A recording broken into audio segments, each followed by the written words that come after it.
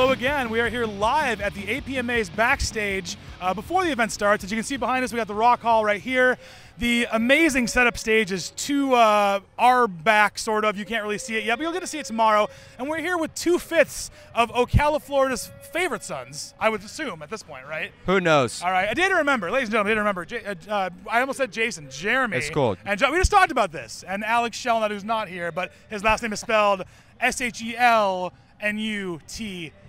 Oh, don't he forget got it right. I'm an One editor L, by two trade. Ts. That's what I'm supposed to do. So yeah. So this is not your first go around on the award show. You've been to award shows before. You've played award shows before. In your mind, what do you think is kind of setting the APMAs apart from the other ones you've been a part of? First of all, I'm excited because it's outside.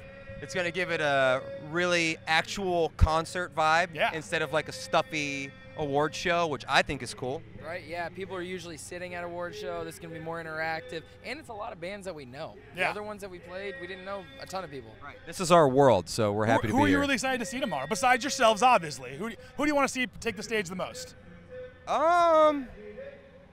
I actually am stoked to see you Sleeping with Sirens. Yeah, so am I. I've actually only seen them a couple times, so it'll be good to see them in this setting. Well, you'll be good to see them tomorrow as well. They will be here as well as many other bands.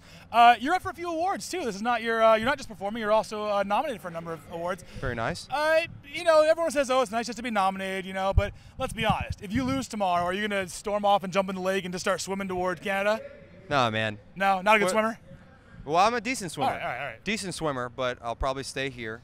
I like the city enough. Okay. So yeah, well, I mean, we've been up for a lot of stuff, so it's nothing new if we lose stuff. Now, do you prepare? It is cool to be here. Are you the kind of band who like writes out a whole speech ahead of time, or do you kind of just want to speak from the heart if you win? Like, what do you think about that? Yeah, it's going to be totally random. Okay. We absolutely come to this expecting to not win, and if we do win, I don't know what's going to happen. I would say just crowdsource your acceptance speech. Like, ask people to tweet you what you should say and just read their Twitter feed. Sounds good. Yeah, that's pretty good. That's a decent idea, actually. I'm full of them. I'm full of a lot of things, according to my wife, but that's one of them. So let's talk about A Day to Remember's future plans. You guys just did a surprise show at the Warped Tour in Chicago, which I heard it wasn't that well attended. Only about 25,000 people saw it. So unfortunately, I'm sure you're a little on the downswing. What's next for A Day to Remember after you shock the world in Chicago? What's coming up next? We go home from here, and we go to the UK and Europe. We do almost a month over there of some random shows and festivals and stuff, and that's in August. So that's Reading and Leeds. Yep, Reading and Leeds. So pretty much takes up a lot of our August time. And go right into Parks and Devastation, our headliner in September and October. Which looks amazing, by the way. It looks super rad. I love the commercial. Love the Forest Ranger. Always good. Have to. So, although we should clarify that just because he played Warped Tour doesn't mean they're going to be any other Warped Tour shows. So no, that was our only Warped Tour date. So had to be there, and I wasn't there either. So don't feel too bad. So we have some screaming fans behind you. There you go. Hello, screaming fans. Yeah. All right. So we asked Ultimo this question earlier, and they had a great answer too. You know, we are surrounded on all sides right now by Lake Erie. If you had to place a wager on which member of your band or crew would end up in the lake before tomorrow night is over, who would it be and why? Or crew? Sure, we'll go to crew. I would say Phil Pierce, our guitar/bass tech. He's a wild man.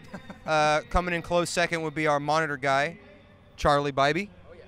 I could also see him getting pretty much nude and jumping in the water. So, well, we are on AXS TV, which does not censor nudity or profanity. So let's get a fuck yeah for that. There we go. Some wild things so when you're playing an award show like this, obviously you guys are all about the spectacle. You're all about the confetti cannons and pyro going off. Absolutely. And your gigantic hamster ball, which I'm sure is probably the proper name for that, the gigantic hamster ball. Why not? Just call it that. But in this setting, obviously your time is limited. So how do you approach playing a truncated set like you're going to do tomorrow and not being able to have all the CO2 and all that kind of stuff? Like, do you look at it any differently from your mindset? No, we're just going to have a good time with it. We're going to do a few little things. Okay. We didn't even tell you guys about it. No, I guess not. I guess we'll find out. But it's happening. I was going to tell the fans to bring their own It's your confetti. fault you booked A Day to Remember.